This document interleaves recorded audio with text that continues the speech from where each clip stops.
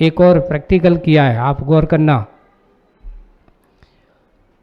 पानी में भी एनर्जी होती है, और जो यहाँ से विज्ञान के कोई छात्र हो, एनर्जी वगैरह जिसके पास जिनका विषय हो, आप लोग प्रैक्टिकल करके देख लेना कि एक सामान्य जल को रखना, उसकी एनर्जी नापना, और एक भगवान के अभिषेक करने के बाद उस गंधोदक की एनर्जी को नापना,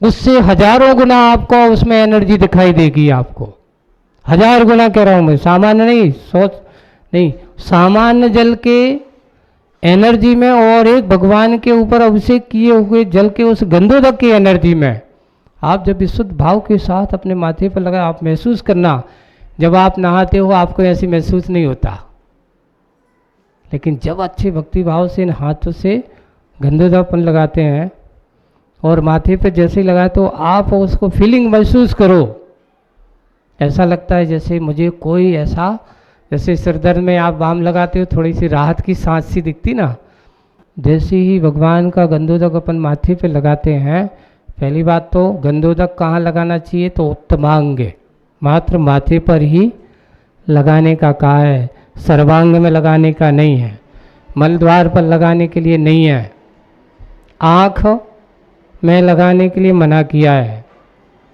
अब कुछ लोग आदत में रहती है, जैसे ही जाते तो सबसे पहले कहाँ लगाते, आँखों पे नहीं, गंधोदक हमेशा कहाँ लगाया जाता, उत्तमांग पर, यानी माथे पर ही, और माथे पर भी लगाना, लगा करके अपने आप को उस गंधोदक की वंदना करना, इस भाव से करना।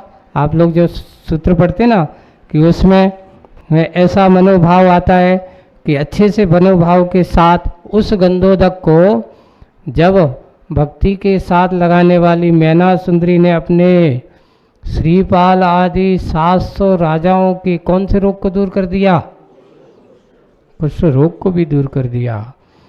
ऐसे ही जो मनुष्य ऐसे क्षीर सागर के जल, हाँ एक और दूसरी बात कि क्षीर सागर का जल, तो आज आप क्षीर सागर तो जा नहीं सकते हो क्योंकि वो 2.5 द्वीप से बाहर है, लेकिन अपने पास जो जल है हम उसमें क्षीर सागर के जल की शुद्धि जो की जाती ना, तो जल की स्थापना के माध्यम से उसमें भी अपन मंत्र के आदि माध्यम से उस जल को क्षीर सागर के जल की स्थापना की जाती है, स्थापना निक्षेप से। तो ऐसे क्षीर सागर के जल का उपयोग किया जाता है। और एक और है, इसी प्रकार से ऐसे जल, ऐसे गंधोदक आदि को भी अभिषेक आदि करने से और उनके गंधोदक को माथे पर लगाने से हमारे अंदर विशेष रूप से विशुद्धि चक्र, हमारा एक आज्ञा चक्र जागृत होता है। आपकी विचारधारा अच्छी होती है। अपना आज्ञा चक्र जो होता है ना, ये कहलाता है अपना आज्ञा चक्र। और जब अपन यहाँ पर लगाते हैं, माथे पर लगाते हैं, तो आपके अंदर एक विशुद्धि की भावना है। इसलिए बहुत अच्छे मनोभावना के साथ निर्मलम निर्मलीकरणम पवित्रम पापनाशनम जिन गंधोदकम वंदे, ये भगवान आपका ये गंधोदक, जैसे आपने 8 कर्म को नाश किया है, वैसा मेरे भी ये गंधोदक मेरे 8 कर्म का नाश का कारण बनेगा। इसलिए हम उस गंधोदक को अपने माथे पर लगाते हैं, और माथे पर लगा करके भगवान का अभिषेक की क्रिया और गंधोदक की क्रिया। अब थोड़ी सी एक बात और अपन कर लें। गंधोदक को अपन लेते हैं तो गंधोदक लेना कैसे चाहिए, इसमें बात में हमने लिखा नहीं, ये तो आपकी व्यवहारिकता में बताने के लिए है। देखो, गंधोदक कभी भी लो तो कभी पूरा हाथ नहीं डालना चाहिए। कुछ लोगों की आदत में सीधा छपाक सीधा डाल देते अंदर, और फिर ऐसा नहीं। गंधोदक हमेशा आपकी ये दोनों मध्यमा और अनाविका, ये 2 उंगलियां हैं। कौन कौन सी? इसको बोलते हैं मध्यमा और इसका नाम है अनाविका। ये दोनों उंगलियों को ही, बाकी उंगलियों को आसपास ऐसे फैला दो और सीधे दोनों उंगलियों को गंधोदक के पास ले जाओ। और अगर कदाचित कोई व्यक्ति कहता है कि वो नहीं रखा है, वहाँ पर एक चम्मच रखी है ना, गंधोदक के पात्र पे, या किसी ने तुम्हें हाथ पे दो, तो इस हाथ में आप लीजिए और धीरे से कैसे लगाना, ऐसे लेकर के और फिर इस माथे पर लगाना। ये बात है। अपनी पूरी अंगुलियां, नाखून भी नहीं डूबना चाहिए उसमें, नीचे के भाग पर ही स्पर्श करना चाहिए। हम पूरा हाथ डूब देते हैं, है ना। तो ये, और सबसे पहले अपने हाथों को साफ सुथरा करना चाहिए। तो एक जल बाजू में रखा रहता, सबसे पहले उस जल में क्या करना चाहिए, अपने हाथों को धोना चाहिए।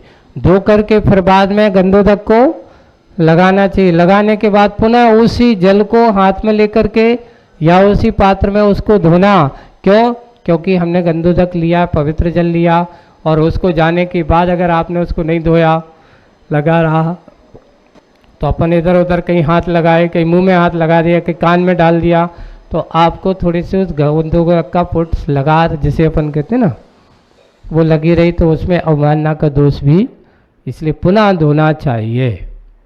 धोने से इससे विशेष रूप से उसका अपने अंदर भावना आती। तो इस प्रकार ये अभिषेक की क्रिया हुई। अब दूसरी क्रिया आती है आवाहनम, है ना।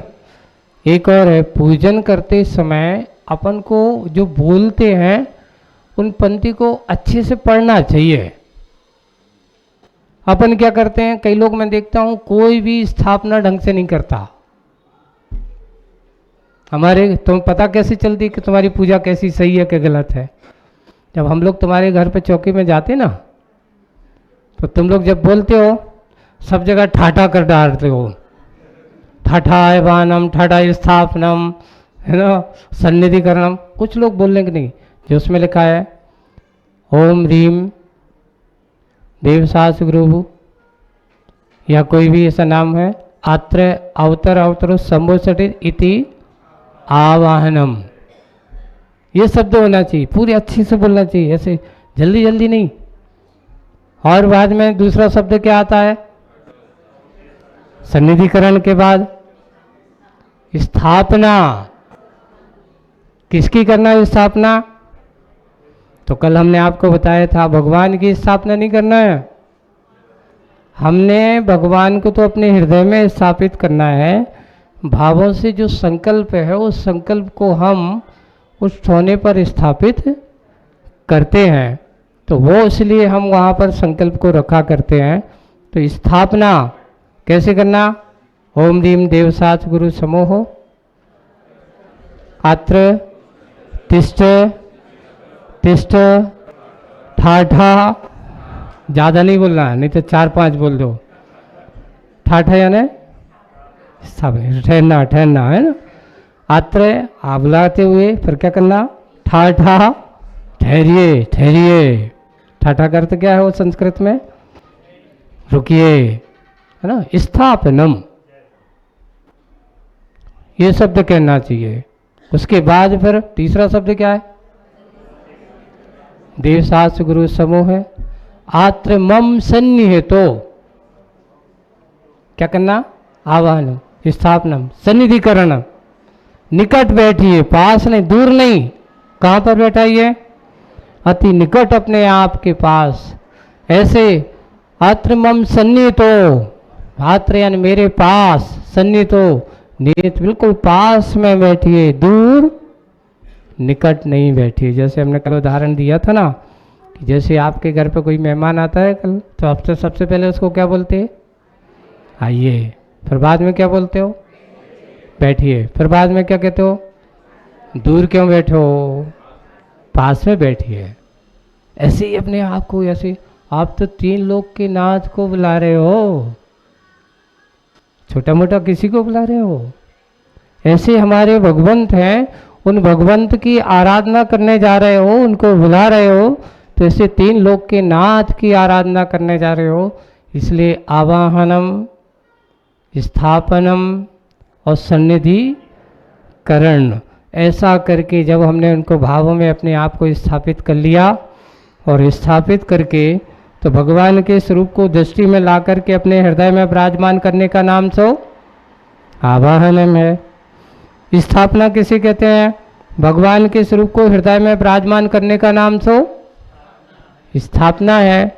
और तीसरा सन्निधिकरण, हृदय में विराजे भगवान के स्वरूप को निकटता के साथ एकाकार होना, बहुत ही निकटता यानी दूर नहीं, समीपता होना, उसका नाम सन्निधिकरण है।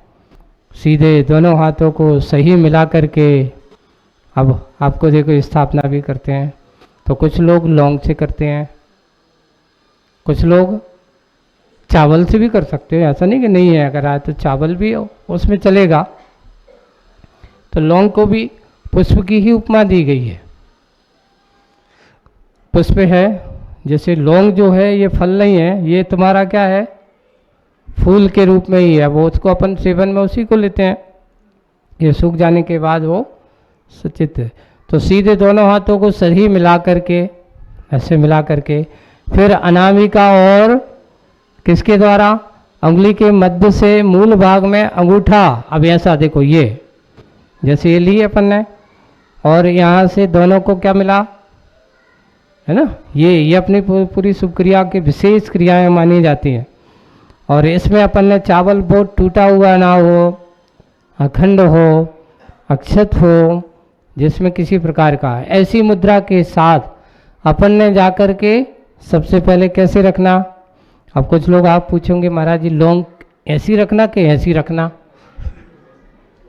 तो आपको भगवान की उसका जो फूल होता है ना ऊपर वाला, वो सामने रखना, ठोने पर बिल्कुल सीधा। कैसे रखना, लौंग को, चावल तो हमेशा एक सही है, चाहे ऐसे करो चाहे वैसे करो, उसमें बराबर है, वो कोई दिक्कत नहीं। तो लौंग को कैसी रखना, सामने भगवान की ओर ऐसा समर्पित करना, स्थापित करना। एक और है, स्थापना में आप चढ़ा नहीं रहे हो, समर्पित नहीं है, ये हमारा संकल्प है, रखा हुआ है, इसमें स्वाहा शब्द नहीं है। क्या नहीं है, ये अपना वो नहीं है निर्माल, जिसे अपन कहते हैं ना स्वाहा कर दिया, वो वाला नहीं है। स्थापना की इस प्रकार है, तो उसको अपन ने क्या किया है, स्थापित किया है, संकल्पित किया है।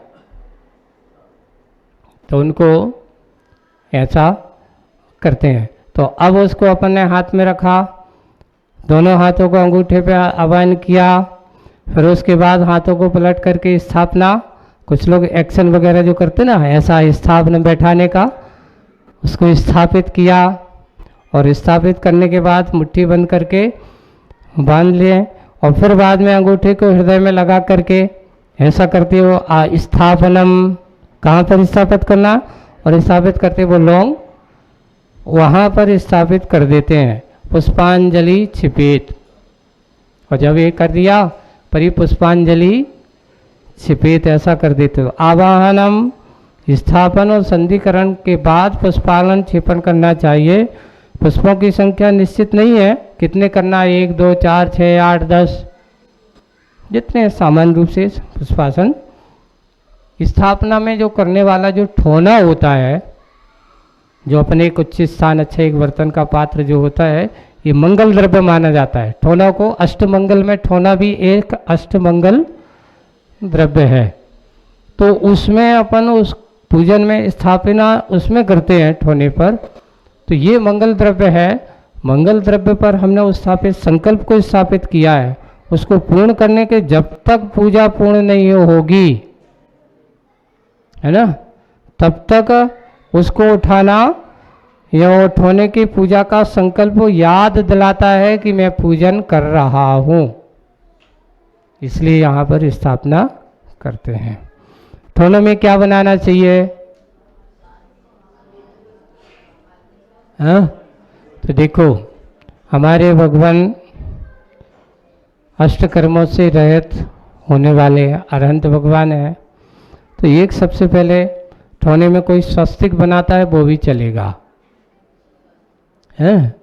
और मैं ये पूजा भगवान आठों कर्मों के नाश हेतु पूजन कर रहा हूँ। पूजन को अष्टकर्म के नाश के भाव, तो अपने हृदय में अष्ट कमलाकार जो पंखुड़ी का एक कमल होता है, द्रव्य मन का प्रतीक माना जाता है। तो ऐसे ही अष्ट कमल कैसे करते हैं, तो देखो एक लाइन खींचो, दूसरी लाइन खींचो तो 4, बीचों लाइनों के बीच में एक इधर की खींचो और एक दिशा और भी दिशा, और आपस में चंदन से उनको क्या कर दो, मिला दो ऐसा।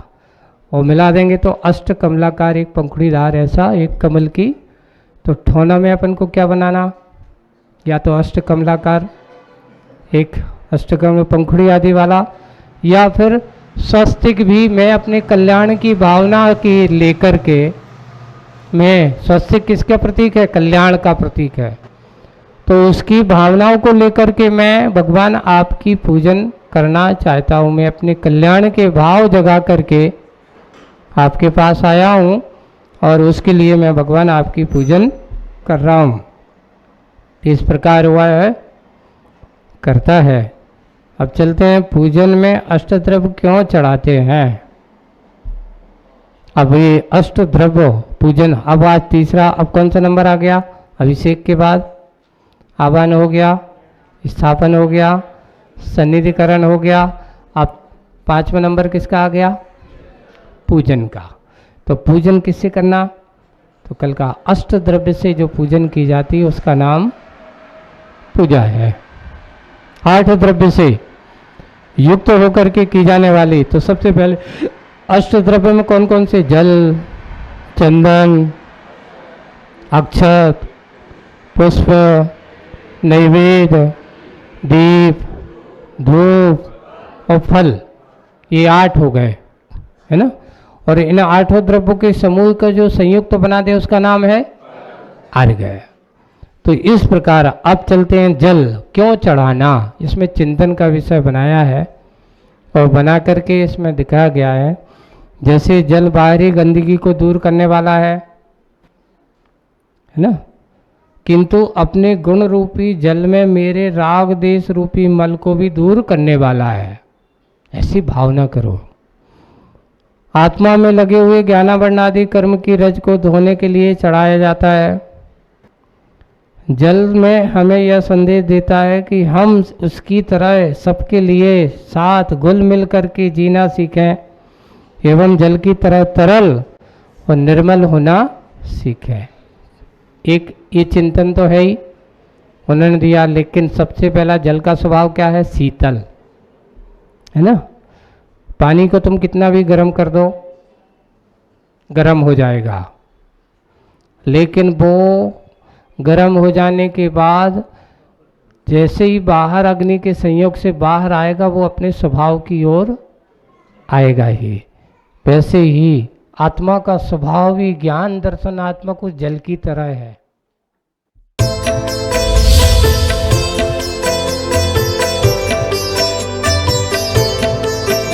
सुरों के शानदार सफर में